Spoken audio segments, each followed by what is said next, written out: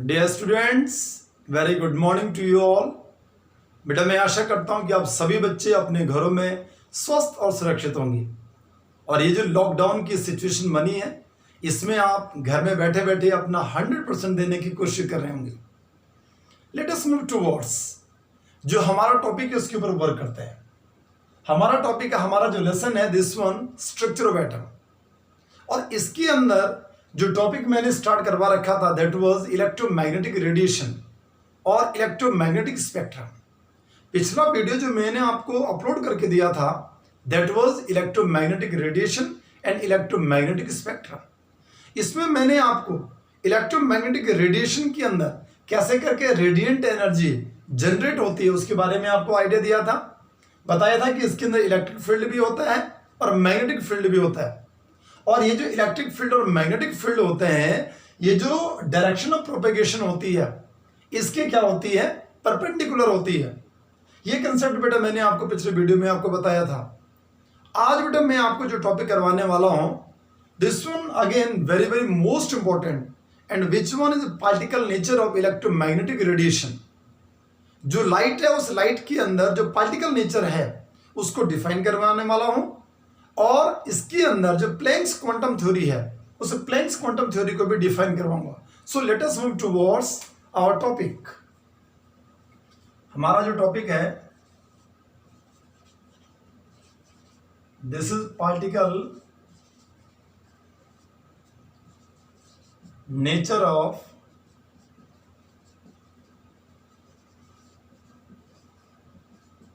Electromagnetic radiation, या इसे हमने लाइट भी बोल दिया, and Planck's quantum theory of radiation. Planck's quantum theory को भी डिफाइन करेंगे। समझते बेटा क्या कंसेप्ट है हमारे पास। हेडिंग हमारे पास है particle nature of electromagnetic radiation और particle nature of light. Actually अगर आपको ध्यान होगा कि हमारे पास जो थ्योरी आई थी इलेक्ट्रोमैग्नेटिक वेव थ्योरी, तो ध्यान से सुनेंगे बेटा।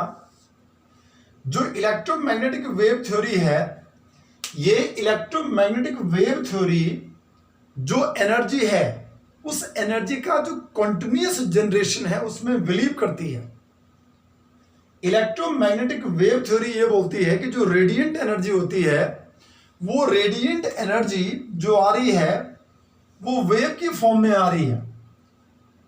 जहां से ये प्रोपेगेट हो रही है वहां से ये वेव की फॉर्म में आ रही है, और इसके अंदर क्रस्ट हो गया या इसके अंदर ट्रफ हो गया, इसका फॉर्मेशन होता है।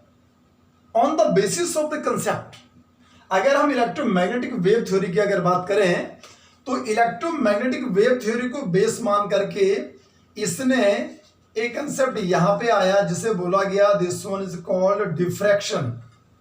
दूसरा कंसेप्ट यहां पे आया जिसे नाम दिया this one is called interference.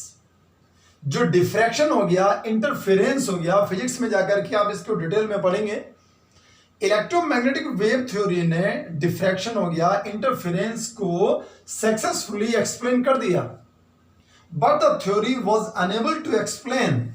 ये जो थ्योरी थी, ये थ्योरी जो हमारे पास कंसेप्ट आया, this one is called black body radiation and photo electric effect. ध्यान से सुनेंगे। जो हमारे पास इलेक्ट्रोमैग्नेटिक वेव थ्योरी है, the theory was unable to explain the black body radiation as well as the photo electric effect.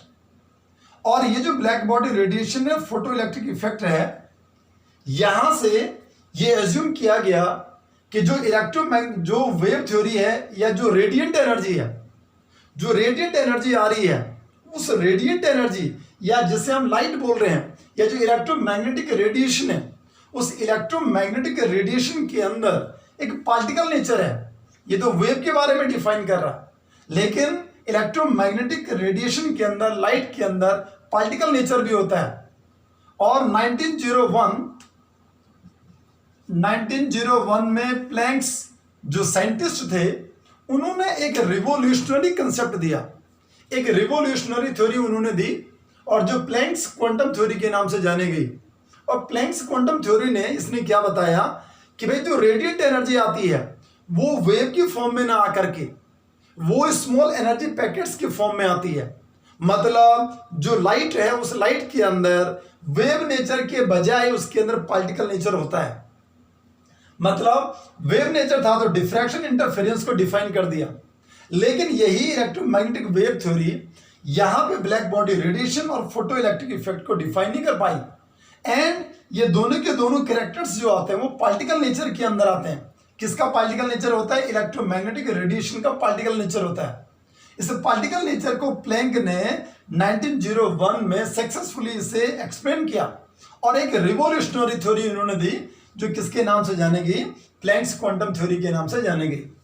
So let us move. सबसे पहले हम चलते हैं कि भाई ये ब्लैक बॉडी रेडिएशन क्या है या फोटो इलेक्ट्रिक इफेक्ट क्या है, इसके ऊपर हम वर्क करेंगे, इनको समझेंगे, ये पार्टिकल नेचर को कैसे करके डिफाइन करते हैं, इनके ऊपर वर्क करेंगे। And after that we have Planck's quantum theory. चलते हैं बेटा।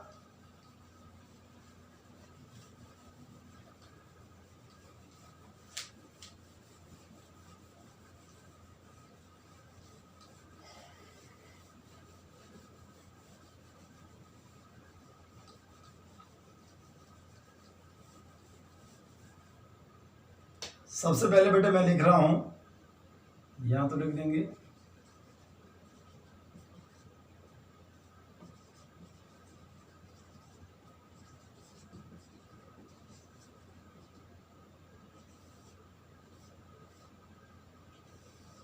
और यहां लिखूंगा मैं द फर्स्ट वन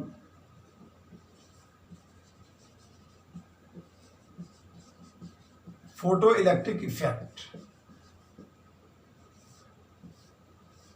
पहला जो पार्ट बना इसे नाम दिया हमने फोटो इलेक्ट्रिक इफेक्ट। क्या चीज है फोटो इलेक्ट्रिक इफेक्ट? थोड़ा इसे समझेंगे। यहां मैं लिख देता हूं, डेफिनेशन लिखूंगा, the phenomena of ejection of electrons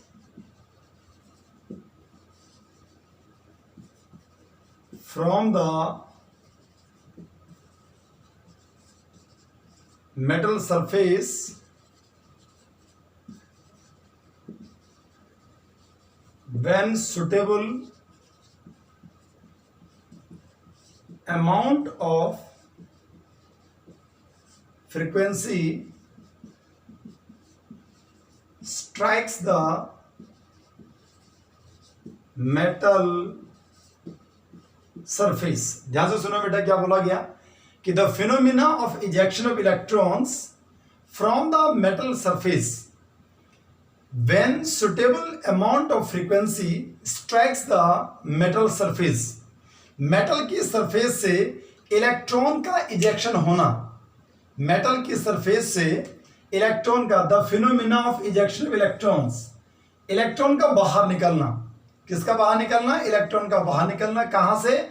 metal की सरफेस से इलेक्ट्रॉन का बाहर निकलना। कब? When suitable amount of frequency strike the metal surface. This one is called photo electric effect. ये किसके नाम से जाना जाता है? फोटो इलेक्ट्रिक इफेक्ट के नाम से जाना जाता है। या जो इलेक्ट्रॉन्स यहां पे इजेक्ट होते हैं, दीज इलेक्ट्रॉन्स, कौन से electrons? Ejected electrons are called photo electrons. किसके नाम से जाने जाते हैं? ये फोटो इलेक्ट्रॉन्स के नाम से जाने जाते हैं। ध्यान से सुनेंगे बेटा कि जो फोटो इलेक्ट्रिक सेल होता है या जो फोटो ट्यूब्स होती है, इस फोटो ट्यूब्स के अंदर या फोटो इलेक्ट्रिक सेल के अंदर ये वाली जो फिनोमिना है फोटो इलेक्ट्रिक इफेक्ट है वो इसका एग्जाम्पल बनती है। फोटो इलेक्ट्रिक सेल के अंदर यही फिनोमिना होती है कि जिसमें इलेक्ट्रॉन का क्या होता है, इजेक्शन होता है, जब उसके ऊपर क्या होती है, सुटेबल अमाउंट ऑफ जो फ्रीक्वेंसी है वो स्ट्राइक करती है। तो ध्यान देंगे कि जो फोटो इलेक्ट्रिक इफेक्ट है, इस फोटो इलेक्ट्रिक इफेक्ट के अंदर क्या क्या चेंजेस होते हैं, एक डायग्राम की हेल्प से मैं एक्सप्लेन करता हूं। सो let us move towards diagram.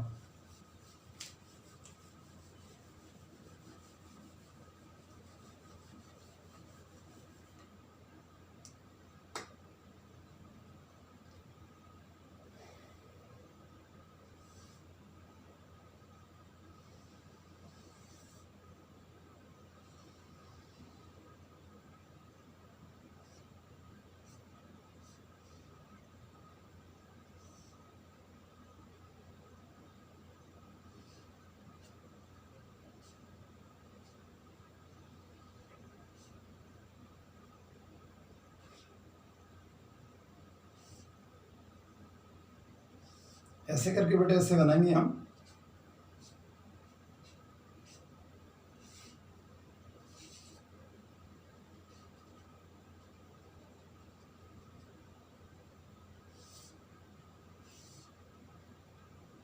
ये बेटा हमने तैयार किया।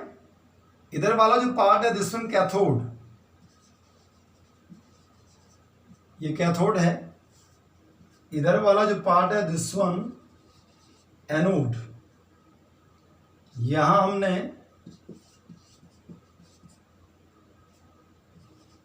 एक डिटेक्टर लगा रखा है, इसे बोला जाता है this one is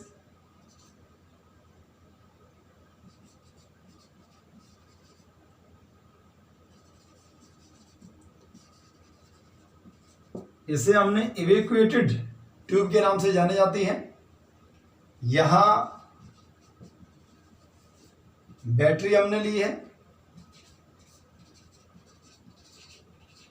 this one ammeter current को डिटेक्ट करेगा। और यहां से हम क्या करते हैं, दिस वन मेटल सरफेस, ये मेटल सरफेस है। इस मेटल सरफेस के ऊपर हम क्या करते हैं, इंसिडेंट लाइट को स्ट्राइक करवाते हैं। यहां से इंसिडेंट लाइट यहां आएगी, दिस वन इंसिडेंट लाइट, या जिसे बोला जाता है फोटॉन्स, ये इसके ऊपर स्ट्राइक करेंगे। जैसे ही फोटॉन्स मेटल के सरफेस के ऊपर स्ट्राइक करेंगे, यहां से इलेक्ट्रॉन्स के अंदर, यहां से इलेक्ट्रॉन्स बाहर निकलेंगे। यहां से रेगुलरली इलेक्ट्रॉन्स बाहर निकल रहे हैं।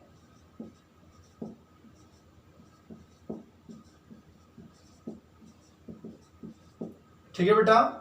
और ये जो इलेक्ट्रॉन्स यहां से बाहर निकले, इनका नाम दिया बेटा हमने, this one is called photo electrons. किसके नाम से जानेंगे बेटा, ये फोटो इलेक्ट्रॉन्स के नाम से जानेंगे। ध्यान से सुनो, कंसेप्ट क्या है। जनरली हमारे पास एलिमेंट्स आते हैं, जैसे सीजियम हो गया, जैसे रुबिडियम हो गया, या पोटाशियम हो गया। अगर इनकी मैं बात करूं बेटा, तो ये जो तीन एलिमेंट हैं, इनके अंदर सबसे ज्यादा फोटो इलेक्ट्रिक इफेक्ट को शो करने की टेंडेंसी बनती है।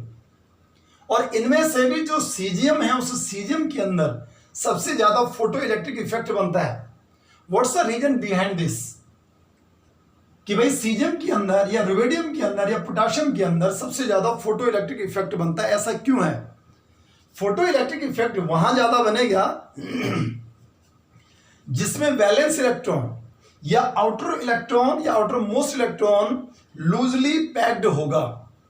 होता क्या है कि अगर मान लो मैं अल्कली मेटल की अगर बात करूं, ये सारे के सारे हमारे पास these all are alkali metals. जैसे मान लो यहां मैंने लिखा लिथियम हो गया, लिथियम के बाद सोडियम हो गया, पोटाशियम हो गया, रुबिडियम हो गया, सीजियम हो गया और फ्रेंशियम। फ्रेंशियम एक रेडियो एक्टिव एलिमेंट है। जो पीरियोडिक टेबल बनती है बेटा, ध्यान से सुनेंगे, उस पीरियोडिक टेबल की एक्सट्रीम लेफ्ट में हमारे पास जो मेटल्स आते हैं उन्हें मैंने नाम दिया, this one is called, first group के जो एलिमेंट्स आते हैं उन्हें नाम दिया एल्कली मेटल्स।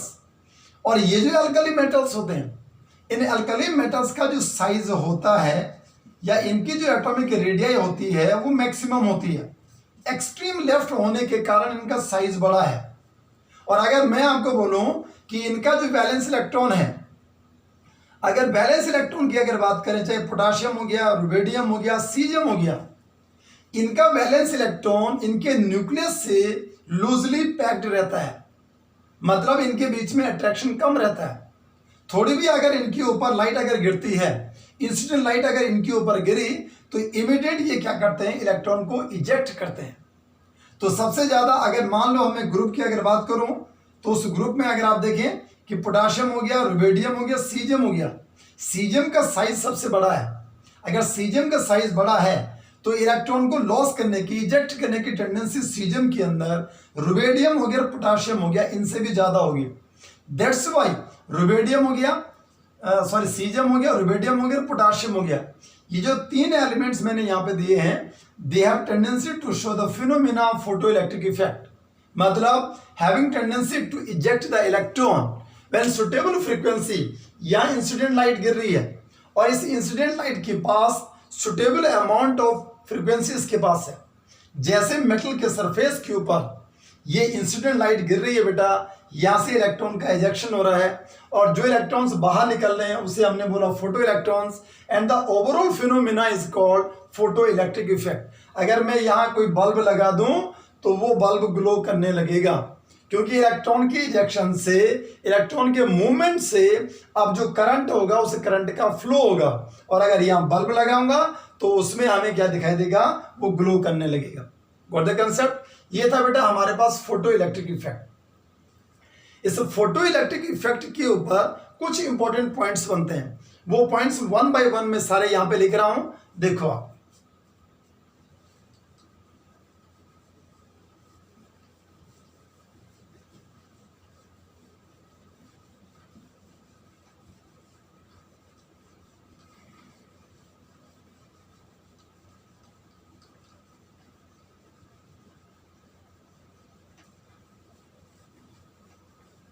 यहां लिखूंगा बेटा, मैं पहला पॉइंट लिखूंगा,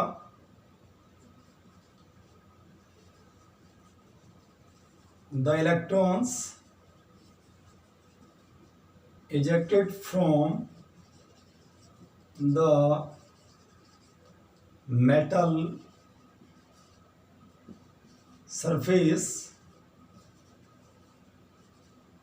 as soon as the beam of light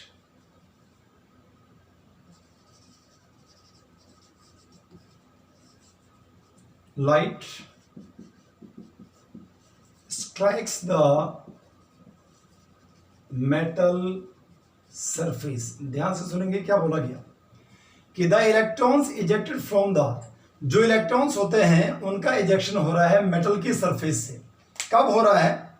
immediate, as soon as, जैसे ही इलेक्ट्रॉन का इजेक्शन हो रहा है। कब हो रहा है? As soon as the beam of light strike the metal surface, जैसे ही जो लाइट बीम है, जो इंसिडेंट लाइट है, वो मेटल की सरफेस के ऊपर स्ट्राइक करती है, इमीडिएट इलेक्ट्रॉन का क्या होता है? इजेक्शन होता है। This one point number first. Now the second one, चाहो तो इसे ऐसा लिख दो हम। सेकंड पॉइंट की अगर बात करें बेटा, तो यहां मैं लिखूंगा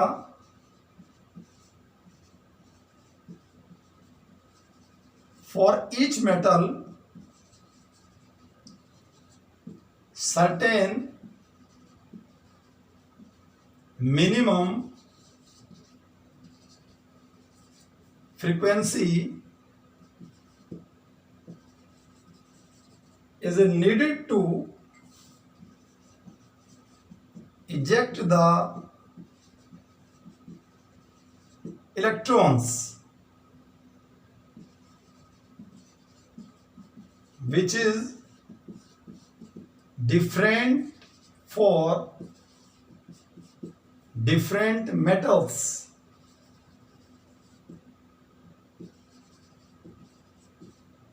which is called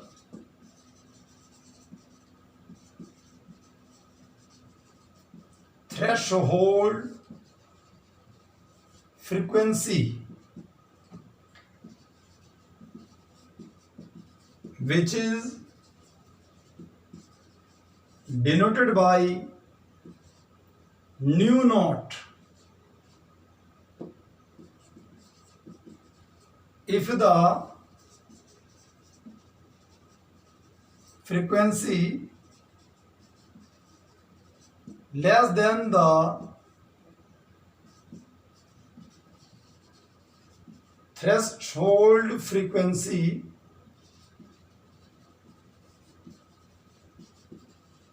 so that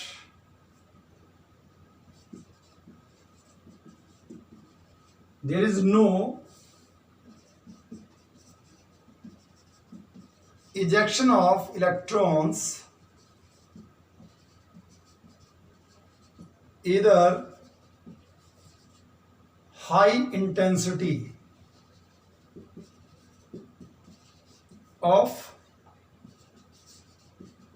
light is given. ध्यान से सुनिए बेटा क्या बोला गया. सेकंड नंबर का पॉइंट क्या बोल रहा है कि for each metal, every and each metal, कि जो मिनिमम फ्रीक्वेंसी होती है, हर एक मेटल के पास एक मिनिमम फ्रीक्वेंसी होती है इलेक्ट्रॉन को बाहर निकालने के लिए, is needed to eject the electrons which is different for different metal. जो हर एक मेटल के लिए क्या होती है, डिफरेंट होती है. ठीक है, जिसका नाम क्या है, जो किसके नाम से जाने जाते हैं, ध्यान से सुनेंगे बेटा. This one is called threshold frequency. Threshold frequency जिसे हमने न्यू नॉट से डिनोट किया, ये थ्रेशोल्ड फ्रीक्वेंसी हर एक मेटल के पास अलग अलग होती है और ये अपने आप में मिनिमम फ्रीक्वेंसी है. ये मिनिमम फ्रीक्वेंसी किसके नाम से जानी जाती है, किसी मेटल की थ्रेशोल्ड फ्रीक्वेंसी के नाम से जानी जाती है. अगर मान लो फ्रीक्वेंसी थ्रेशोल्ड फ्रीक्वेंसी से कम हो जाए, क्या बोला गया कि if the frequency less then the threshold frequency, जो थ्रेशोल्ड फ्रीक्वेंसी है अगर उससे कम क्या हो जाए, फ्रीक्वेंसी हो जाए, so that there is no ejection of electrons. Electron का इजेक्शन नहीं होगा उस कंडीशन में, चाहे कितनी ज्यादा इंटेंसिटी आप प्रोवाइड करवा दें, कितनी लंबी फ्रीक्वेंसी आप प्रोवाइड करवा दें, लेकिन इलेक्ट्रॉन का इजेक्शन नहीं होगा. इलेक्ट्रॉन की इजेक्शन के लिए बहुत जरूरी है कि जो मिनिमम फ्रीक्वेंसी हो वो मिनिमम फ्रीक्वेंसी कितने की हो, थ्रेशोल्ड फ्रीक्वेंसी की हो. If the frequency less than threshold frequency, so that there is no ejection of electron. इसलिए इलेक्ट्रॉन को किसी मेटल की सरफेस से इजेक्ट करने के लिए मिनिमम फ्रीक्वेंसी कितने की होनी चाहिए, थ्रेशोल्ड फ्रीक्वेंसी के नाम से होनी चाहिए. अगर उतनी फ्रीक्वेंसी है तो इलेक्ट्रॉन को क्या कर देगा, ये इजेक्ट कर लेगा. अगर उससे कम होगी तो इलेक्ट्रॉन को क्या नहीं करेगा, इजेक्ट नहीं करेगा. Now point number third.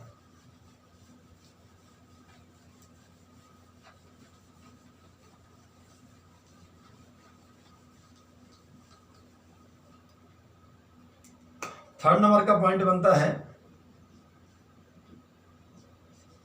The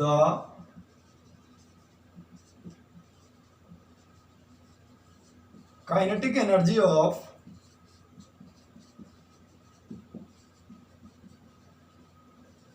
ejected electrons is directly proportional to the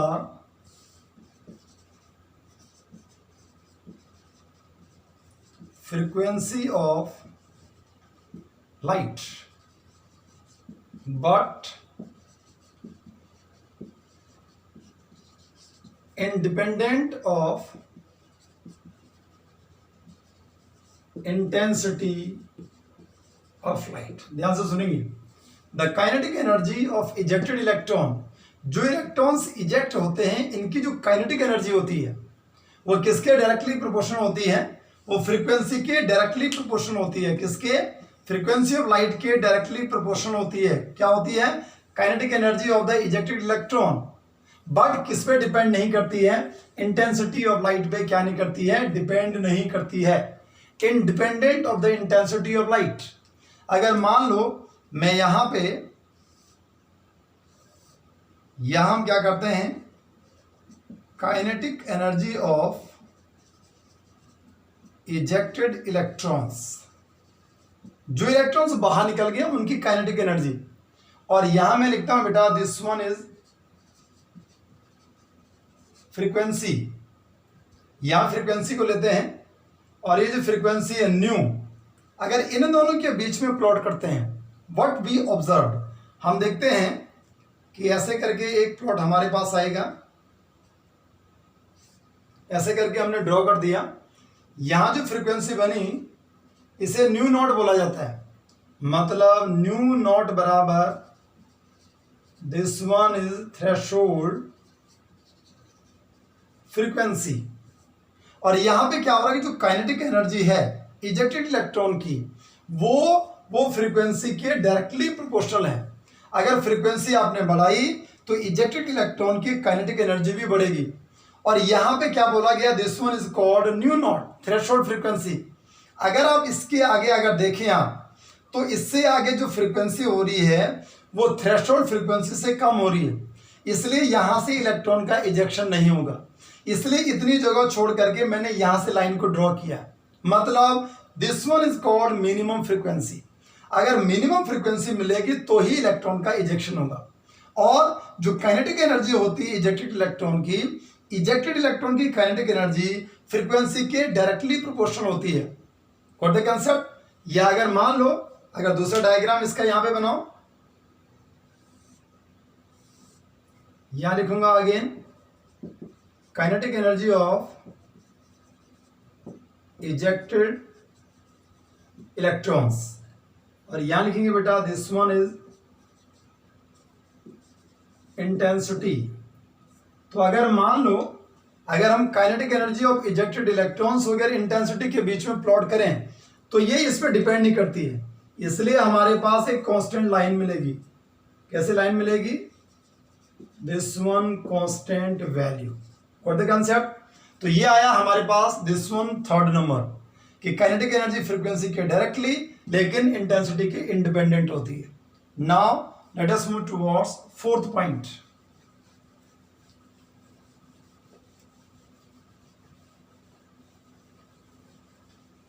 चौथे नंबर का पॉइंट लिखेंगे बेटा,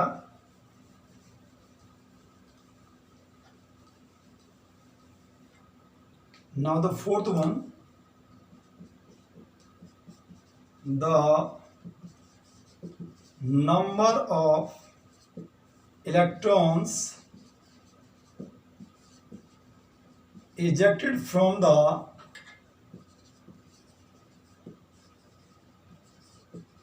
metal surface in 1 second or per second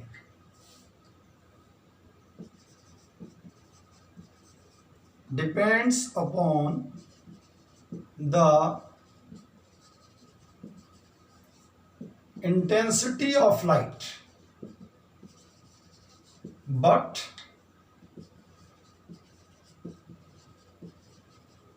independent of frequency। ध्यान से सुनो बेटा, क्या बोला गया कि the number of electrons ejected from the metal surface in 1 second और पर सेकेंड में जो इलेक्ट्रॉन्स क्या हो रहे हैं, इजेक्ट हो रहे हैं, कहां से? मेटल की सरफेस से।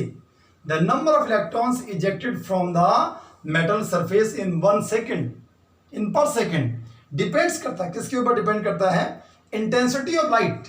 लाइट की इंटेंसिटी पे डिपेंड करेगा। लाइट की इंटेंसिटी कितनी है, मतलब 1 सेकेंड में कितने इलेक्ट्रॉन्स इजेक्ट होंगे, वो डिपेंड करेगा कि लाइट किस इंटेंसिटी के साथ में आ रही है। लेकिन किसके ऊपर डिपेंड नहीं करेगा? लाइट की फ्रीक्वेंसी क्या है, independent of the frequency of light. जो लाइट है उस लाइट की फ्रीक्वेंसी पे क्या नहीं करेगा? डिपेंड नहीं करेगा। ठीक है बेटा, तो ये था बेटा हमारे पास, this one is called photo electric effect. Now let us move towards black body radiation. Second वाला जो टर्म बनता है उसके ऊपर वर्क करते हैं, और उसे लिखूंगा मैं black body radiation.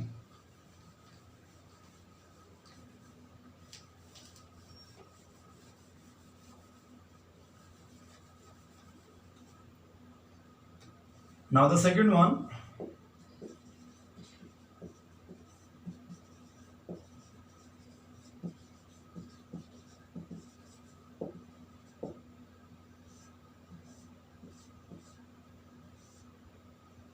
Black body radiation. Black body radiation क्या है तो समझेंगे बेटा ऐसे, या पहले मैं इसकी डेफिनेशन लिखवाता हूं।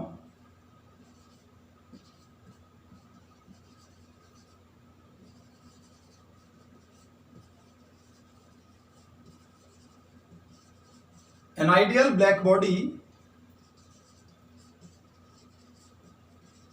which is perfect absorber and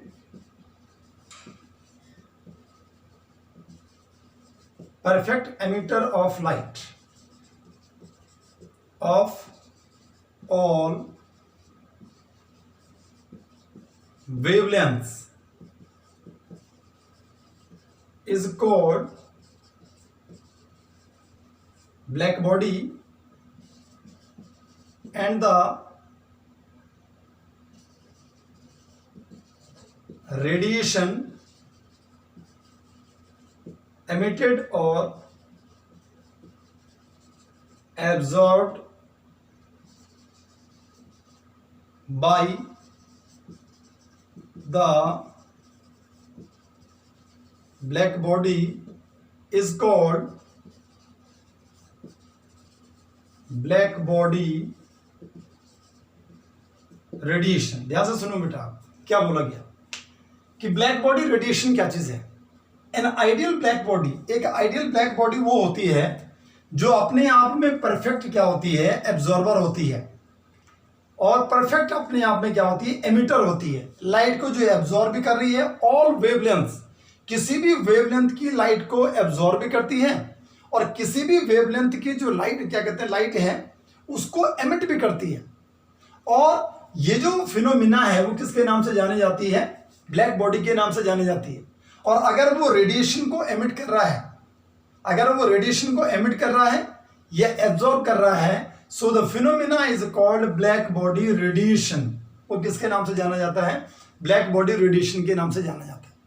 ध्यान से सुनो, ये तो एक कंसेप्ट आया कि ब्लैक बॉडी क्या है या ब्लैक बॉडी रेडिएशन क्या है।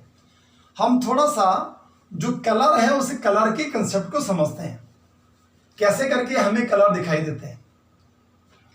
एक्चुअल में होता क्या है बेटा कि जैसे मान लो हमारे पास कोई मैटर है, कोई भी जो बॉडी है, इसके ऊपर अब सभी बच्चों को ध्यान होना चाहिए कि जो लाइट होती है, इस लाइट के अंदर जो डिफरेंट या ऑल वेवलेंथ की जो या ऑल वेवलेंथ्स जो होती हैं वो मिलकर के लाइट का फॉर्मेशन करती हैं।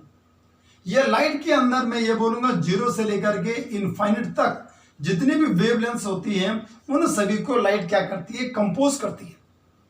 और जब ये जो वेवलेंथ है, ये जो लाइट है किसी बॉडी के ऊपर गिरती है, कोई भी ऑब्जेक्ट हमारे पास है, कोई भी मैटर हमारे पास है, तो ये बॉडी क्या करती है, या 3 कंडीशंस हमारे पास बनती हैं। या तो ये बॉडी लाइट को एब्जॉर्ब करेगी, या तो ये बॉडी इस लाइट को क्या करेगी, रिफ्लेक्ट करेगी,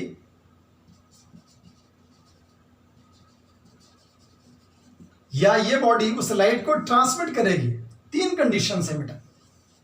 जैसे ही किसी ऑब्जेक्ट के ऊपर, किसी बॉडी के ऊपर, किसी मैटर के ऊपर लाइट गिरी, तो लाइट गिरने के बाद किसी भी वेवलेंथ की जो लाइट इसके ऊपर गिर रही है, जैसे लाइट इसके ऊपर गिरी तो इसने क्या किया, उस लाइट को कुछ पार्ट ये क्या करता है, एब्जॉर्ब करता है, कुछ पार्ट इसने क्या किया, अपने में से आगे जाने दिया, ट्रांसमिट कर दिया। लेकिन कुछ पार्ट जो है वो क्या करता है, ये रिफ्लेक्ट करता है। और जो पार्ट इसने रिफ्लेक्ट किया वही पार्ट किसके लिए रिस्पॉन्सिबल होता है, किसी ऑब्जेक्ट के कलर के लिए रिस्पॉन्सिबल होता है। जैसे मान लो व्हाइट लाइट इसके ऊपर गिर रही है, इस बोर्ड के ऊपर व्हाइट लाइट गिर रही है, और जो व्हाइट लाइट इस बोर्ड के ऊपर गिरी वहां से निकलने वाली इस ऑब्जेक्ट से अब जो लाइट यहां गिरी, वो जो लाइट गिरी उससे जो वेवलेंथ आ रही है वो हमारे आईज तक पहुंच रही है।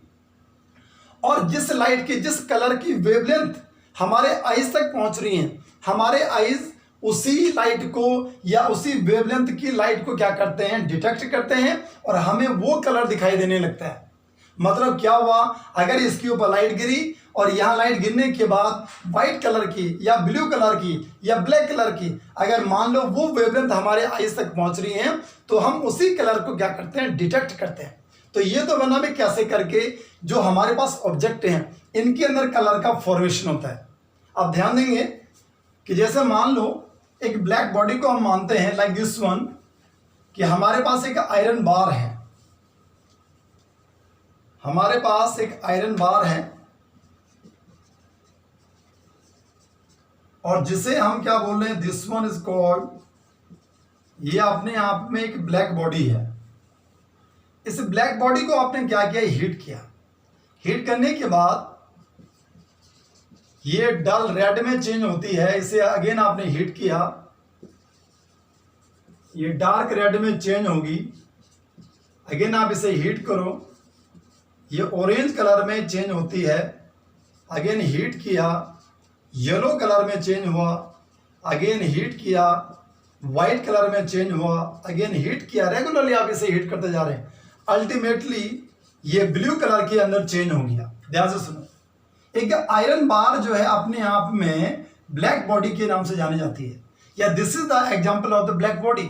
ये अपने आप में एक ब्लैक बॉडी है और ये जो ब्लैक बॉडी है ये क्या कर रही है, डिफरेंट जो वेवलेंथ है, डिफरेंट वेवलेंथ को, अगर ये अपने आप में ब्लैक बॉडी है तो ये डिफरेंट वेवलेंथ को जीरो से लेकर के इनफाइनिट तक की वेवलेंथ को क्या करेगा, एमिट करेगा। लेकिन ध्यान देंगे जब आपने इसे हीट किया तो ये आपको रेड कलर में दिखाई देने लगा, ये आपको ऑरेंज कलर में दिखाई दे रहा है, ये आपको येलो कलर में दिखाई दे रहा है, ये आपको व्हाइट कलर में दिखाई दे रहा है, ये आपको ब्लू कलर में दिखाई दे रहा। क्वेश्चन ये आया कि जब आपने इसे हीट किया तो आपको इसने जब सारी वेवलेंथ की लाइट को एमिट किया तो आपको केवल और केवल रेड कलर ही क्यों दिखाई दिया। तो होता क्या है कि ये जो ऑब्जेक्ट है, ये ऑब्जेक्ट जब लाइट वेवलेंथ को एमिट करता है या रेडिएशन को एमिट करता है तो इसमें से कुछ की वेवलेंथ क्या होती है, बहुत कम होती है और कुछ की वेवलेंथ बहुत ज्यादा होती है। हमारी जो आईज होती हैं वो केवल और केवल उसी वेवलेंथ की लाइट को डिटेक्ट करती हैं, देखती हैं या देख पाती हैं जहां पे सबसे ज्यादा वेवलेंथ होती है। अगर इसने सारी वेवलेंथ, डिफरेंट वेवलेंथ को जीरो से लेकर के इनफाइनिट तक की वेवलेंथ को अगर इसने एमिट किया, लेकिन हमने केवल रेड कलर क्यों देखा, रेड कलर हम इसलिए देख रहे हैं कि रेड कलर के अंदर जो वेवलेंथ है वो वेवलेंथ सबसे ज्यादा बन रही है, या ऑरेंज कलर या येलो कलर या व्हाइट या ब्लू, ये तो कॉन्टिन्यूसली रेगुलरली क्या हो रहा है, जब इसको आप हीट करते जा रहे हैं तब चेंजेस आ रहे हैं। लेकिन सबसे पहले तो आपने क्या देखा, रेड देखा। तो रेड अगर आपको दिखा या अगर आप इसको आपने फर्दर हीट किया तो ऑरेंज दिखा। तो रेगुलरली डिफरेंट कलर आपको अगर दिख रहे हैं तो उनमें से जो ये पर्टिकुलर कलर आपको दिखा, जिस कलर के अंदर वेवलेंथ सबसे ज्यादा होती है वही कलर हमें दिखाई देता है। व्हाट द कंसेप्ट बेटा, यस एंड नो। ये भी ध्यान देंगे कि अगर मान लो मैं रेड और ब्लू, अगर मान लो मैं इन दोनों के बीच भी कंसेप्ट को डिफाइन करवाऊं तो ये भी आपको याद रखना है कि जो हमारे पास ब्लैक बॉडी थी, जो आयरन बार था, यहाँ पे रेड कलर के अंदर अगर मान लो मैं रेड और ब्लू को भी कंपेयर करूं तो यहाँ पे रेड के अंदर मैक्सिमम वेवलेंथ होती है और इसके रिस्पेक्ट में अगर वीपीआर को अगर ध्यान दें तो ब्लू कलर की अगर बात करें तो यहाँ पे जो वेवलेंथ बनती है वो मिनिमम बनती है इसके रिस्पेक्ट में। बहुत क्लियर है। लेकिन अगर ये कलर आपको डिटेक्ट हो रहा है तो इस कलर को डिटेक्ट करने के लिए इसके पास जो वेवलेंथ है वो मैक्सिमम है, या इस कलर को अगर आप डिटेक्ट कर रहे हैं तो दूसरे कलर के रिस्पेक्ट में जो ब्लू कलर होगा उसके अंदर वेवलेंथ क्या होगा, मैक्सिमम होगा। जब मैक्सिमम होगा तभी आपको कोई कलर आपको डिटेक्ट होता है। बहुत क्लियर है बेटा। और अगर वेवलेंथ ज्यादा होती है तो यहाँ पे हम बोलते हैं कि इसके पास मिनिमम क्या होती है बेटा, दिस वन इज कॉल्ड, इसकी इंटेंसिटी मिनिमम होती है। यहाँ इंटेंसिटी क्या होगी, अगर वेवलेंथ अगर इसका क्या है मिनिमम है तो जो इंटेंसिटी होगी वो क्या होगी, मैक्सिमम इंटेंसिटी। ठीक है बेटा। तो ध्यान देंगे आप कि रेड से ब्लू में जब आए, जब इस ऑब्जेक्ट को आपने रेड से ब्लू तक ले आए तो रेगुलरली इसकी वेवलेंथ कम हो रही है और हम ये बोल रहे हैं कि यहाँ पे इंटेंसिटी यहाँ कम थी लेकिन इंटेंसिटी यहाँ पे क्या हो रही है, बढ़ रही है। अगर मैं इंटेंसिटी वर्सेस वेवलेंथ के बीच में एक प्लॉट करूं, सो व्हाट वी ऑब्जर्व, ध्यान देंगे बेटा।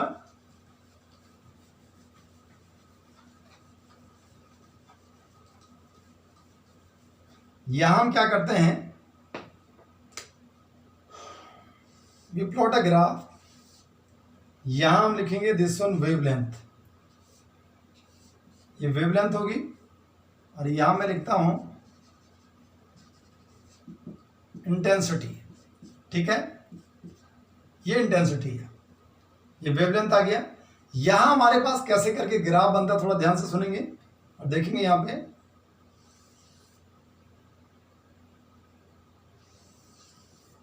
ये ऐसे करके हमने ड्रॉ कर दिया। यहां क्या चीज है बेटा, यहां से लेकर के यहां तक वेवलेंथ रेगुलरली बढ़ रही है, और यहां आपको पीक दिखाई दे रही है। ये जो पीक आपको दिखाई दे रही है, ये पीक दिखने के पीछे रीजन क्या है? पीक वहां पे दिखता है जहां पे कलर की इंटेंसिटी मैक्सिमम होती है।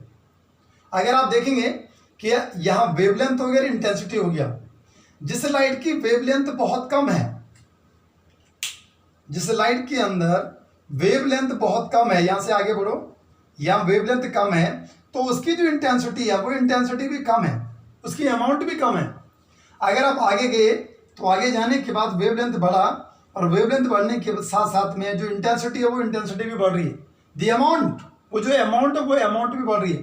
थोड़ा और आगे गए तो हमने क्या देखा कि रेगुलरली यहाँ जो वेवलेंथ है वो भी बढ़ रहा है, और साथ में क्या हो रहा है, इंटेंसिटी भी बढ़ रही है। लेकिन यहाँ पे एक कंसेप्ट आता है जहाँ ये पीक आपको दिखाई दे रहा है। अगर मैं इस पीक की अगर बात करूँ बेटा, तो इस पीक के पास आपको यहाँ पे मैक्सिमम इंटेंसिटी है, और ये जो मैक्सिमम इंटेंसिटी यहाँ पे बन रही है, इसे वेवलेंथ की टर्म में इसे बोला जाता है लैम्डा मैक्सिमम।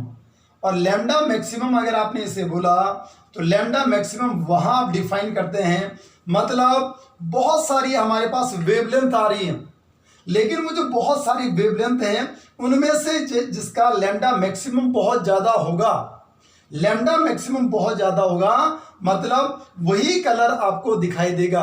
वहां पे इंटेंसिटी की वैल्यू भी क्या हो रही है, मैक्सिमम हो रही है। और इस वेवलेंथ को हमने क्या नाम दे दिया, लैम्डा मैक्सिमम के नाम से जाना जाता है। दैट्स व्हाई इस वेवलेंथ पे डिफरेंट जो लाइट्स हैं उनमें से एक पर्टिकुलर जो लाइट है, जो पर्टिकुलर कलर है, वो कलर आपको दिखाई देगा। अगर हम बोल रहे हैं कि जैसे ब्लैक बॉडी है और ये रेडिएशन को एमिट कर रही है, लेकिन आपको केवल रेड कलर आपको दिख रहा है, दैट्स व्हाई उसके पास जो अल्फा मैक्सिमम लैम्डा मैक्सिमम होगा, वो लैम्डा मैक्सिमम की वैल्यू क्या होगी, दिस वन इज कॉल्ड, वो इस रेंज में आएगी जहां पे इंटेंसिटी क्या है, मैक्सिमम है। व्हाट द कंसेप्ट, या आगे हम थोड़ा इसे और डिफाइन करें, हम ये बोल सकते हैं कि अगर हम रेड से लेकर के अगर बेटा हम ब्लू में आए, तो यहां पे मैक्सिमम क्या था बेटा, दिस वन वेवलेंथ, और यहां पे मिनिमम क्या था, वेवलेंथ। बहुत क्लियर है। तो अगर आप यहां से इधर के लिए आ जाओ, तो हम क्या देख रहे हैं, अगर आप यहां से इधर मूव कर रहे हैं तो वेवलेंथ क्या होती जा रही है, कम होती जा रही है, और साथ साथ में जो इंटेंसिटी है वो इंटेंसिटी बढ़ती जा रही है। व्हाट द कंसेप्ट, और यही मैंने आपको बोला भी था कि अगर वेवलेंथ कम हो, देखो वेवलेंथ मिनिमम ब्लू कलर के अंदर वेवलेंथ क्या हो रहा है, कम हो रहा है, लेकिन उसकी इंटेंसिटी क्या होती जाएगी, बढ़ती जाएगी, अगर हम इन दोनों को कंपेयर करें। ठीक है बेटा, जस्ट फ्रॉम दिस कंसेप्ट हम ये बोल सकते हैं कि एक ब्लैक बॉडी वो होती है, या ब्लैक बॉडी रेडिएशन वो चीज है कि जो अपने आप में परफेक्ट एब्जॉर्बर भी होती है, हर एक वेवलेंथ को क्या करती है, एब्जॉर्ब करती है, एंड एवरी एंड ईच हर एक वेवलेंथ को क्या भी करती है, एमिट करती है। This one is called black body radiation. ठीक है बेटा, अब चलते हैं बेटा, जो अगला कंसेप्ट यहां पे आता है, this one is Planck's quantum theory. This is the last topic, ये मैं आपको बता रहा हूं, किसी वीडियो का ये लास्ट टॉपिक मेरे पास है, and this one is now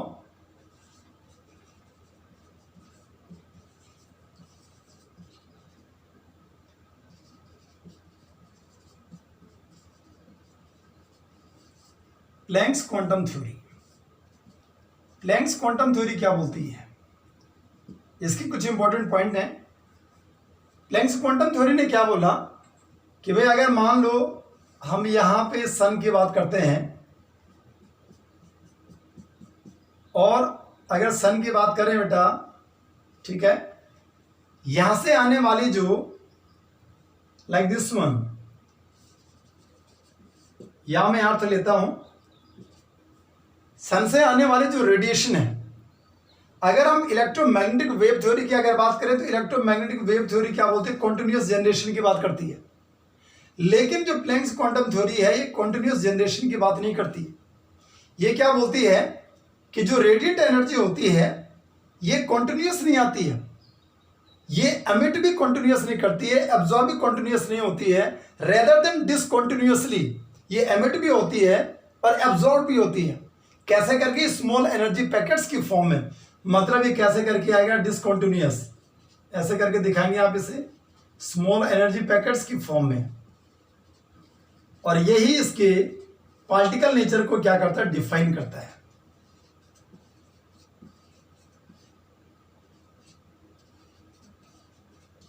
ठीक है बेटा, ऐसे करके आप इसे डिफाइन कर रहे हैं। और इसे हमने जो नाम दिया, इसे हम बोलते हैं this one is called quanta के नाम से जाना जाता है। किसके नाम से जाना जाता है, these small energy packets are called quanta. और अगर मान लो ये प्लूरल हो गया, सिंगुलर की अगर बात करें तो इसे नाम दिया जाता है this one is called quantum के नाम से जाना जाता है। व्हाट द कंसेप्ट, क्या बोला इसने कि जो रेडिएंट एनर्जी होती है वो रेडिएंट एनर्जी चाहे उसका एमिशन हो चाहे उसका एब्जॉर्प्शन हो, लेकिन वो कभी भी क्या नहीं होगा, कॉन्टिन्यूअस नहीं होगा, रेदर देन कैसा होगा, डिसकॉन्टिन्यूअस होगा, स्मॉल एनर्जी पैकेट्स के फॉर्म में होगा, जिसे क्वांटा नाम दिया। या जो क्वांटम है उस क्वांटम के अंदर डेफिनेट अमाउंट ऑफ एनर्जी होती है। प्लूरल में क्वांटा बोला, सिंगुलर में क्या बोल दिया, क्वांटम, इसे नाम दे दिया। व्हाट द कंसेप्ट, तो यहां मैं इसके इंपॉर्टेंट पॉइंट लिखता हूं, या इसके इंपॉर्टेंट पोस्टुलेट्स क्या थे, यहां लिखूंगा पोस्टुलेट्स। पहला नंबर है the radiant energy is not emitted or absorbed continuously,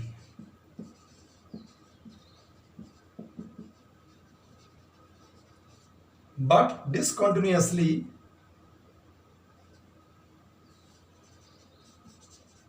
in the form of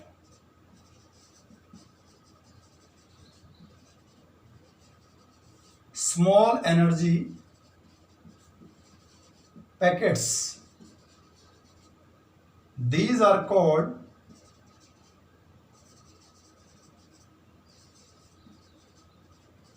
quanta.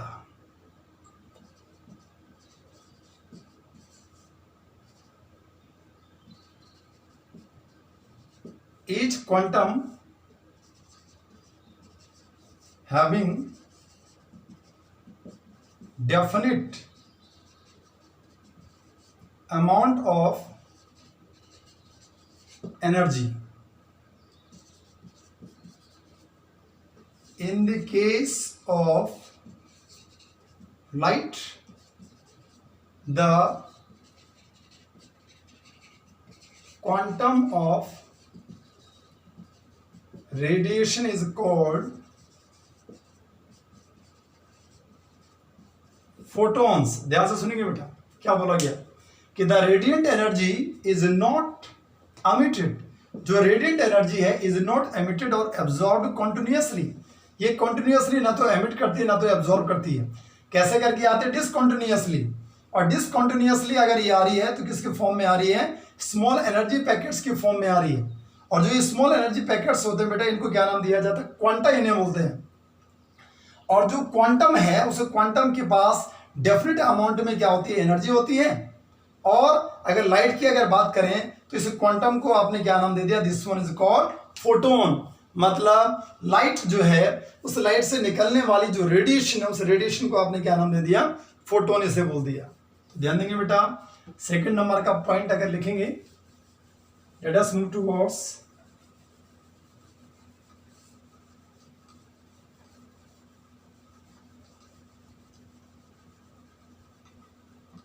Second number का पॉइंट बनेगा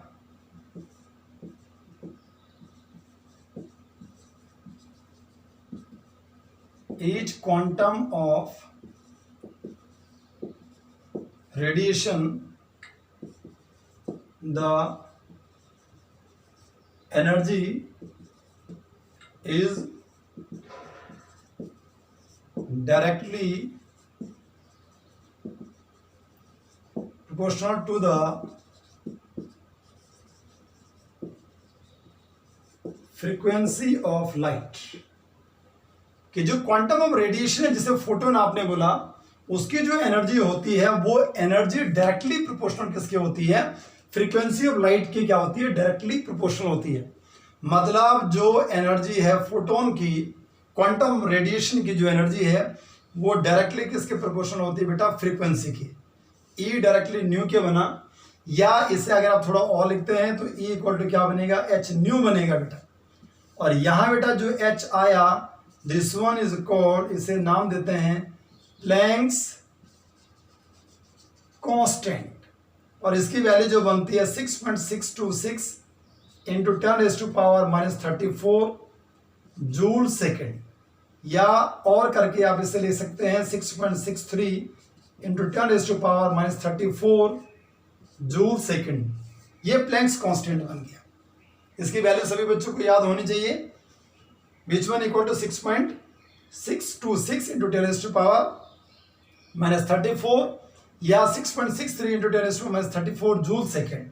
this one is Planck's constant. ये क्या बना यहाँ पे, जो फोटोन ऑफ लाइट है उसकी एनर्जी, न्यू क्या बनी बेटा, फ्रीक्वेंसी बन गई। और जो एनर्जी है फोटोन ऑफ लाइट की या क्वांटम ऑफ रेडिएशन की डायरेक्टली किसके बनती है, फ्रीक्वेंसी के बनती है। नाउ थर्ड नंबर का जो पॉइंट बनता है वो हम लिखेंगे द एनर्जी या the total energy of quantum of radiation is a whole number multiple of H nu. ध्यान से सुनेंगे, क्या बोला गया कि the total energy of quantum of radiation, photon की जो टोटल एनर्जी होती है वो होल नंबर मल्टीपल होती है एच न्यू की। मतलब क्या लिखेंगे कि जो ई बराबर है उसे हम लिख देंगे एन एच न्यू। ई बराबर क्या चेंज कर दिया बेटा हमने, एन एच न्यू। और एन अपने आप में क्या है बेटा, एक इंटीजर है। मतलब एन की अगर बात करें तो एन बराबर इंटीजर अगर है तो 1 2 3 एटसेट्रा, हम इस वैल्यू को क्या करते हैं, यहाँ पे एन की वैल्यू को काउंट करते हैं। ठीक है बेटा। इन दिस कंडीशन ये कभी भी फ्रैक्शनल नहीं होता है। मतलब E equal to H nu हो सकता है, 2h न्यू हो सकता है, 3h न्यू हो सकता है, या E equal to 1.5h new या 2.5h न्यू, वो कभी भी नहीं होगा। मतलब हमेशा किस में आएगा, होल नंबर मल्टीपल में ही ये वैल्यू आएगी। This one is called, this is the postulates of the Planck's quantum theory. ये बेटा हमारे पास प्लैंक्स क्वांटम थ्योरी थी।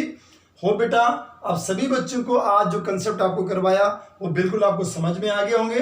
अब इसके ऊपर जो न्यूमेरिकल पैटर्न्स बनेंगे, वो न्यूमेरिकल पैटर्न बेटा जो अगला वीडियो में आपको प्रोवाइड करवाऊंगा, उसमें जो न्यूमेरिकल पैटर्न है वो सारे के सारे वहां पे प्रोवाइड करवाऊंगा और अगला टॉपिक भी स्टार्ट करवाऊंगा। हो बेटा, अब सभी बच्चों को जितनी सारी चीजें यहाँ से करवाई हैं वो बिल्कुल समझ में आ गई होंगी। ठीक है बेटा, थैंक्स बेटा एंड गॉड ब्लेस यू।